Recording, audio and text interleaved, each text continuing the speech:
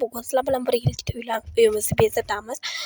Shunaqangi archalar bezatib bo'lganmiz va oldin shunaqangi sharzarlarni ulovdim tepaga, lekin puchayib ketdi. Agar hozir bezatsak, 3-marta bezatayotgan bo'lamiz. Shuning yana narsalar olib keldik bu safar ham bezatish uchun. Keyin esa bezatishni boshladik. Shunaqangi birinchi svichani ilib chiqdim. Mana shu svichani rangi vashcha chiroyli turar ekan. Ilib yopishtirib chiqdim. Bu safar oshxonada yangi yilda kutib olamiz, chunki kamchilikimiz hammamiz bemalol sig'amiz. O'tgan yili mehmonxonada kutgandik, chunki mehmonlar keladi. Bu safar oshxonada kutamiz. Endi bo'lsa sharlar ishirishga o'tdik. Sharlarni ham hammamiz birgalikda tezdagina ishirib tashladik.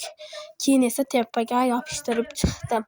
Keyin archani o'yinchoqchalarini olib, boshidan joylashtirib chiqmanchi dekabr kuni olib keldik bobomlar do'konidan va bezatib chiroyli qilib qo'ydik. Archani ham yangi oldik. Oldin ham bor edi, archamiz kichkinacha edi, shuning uchun kattarog'idan oldik. Keyin esa shunaqa chiroyli qilib archani o'yinchoqchalarini ham joylashtirib chiqdim.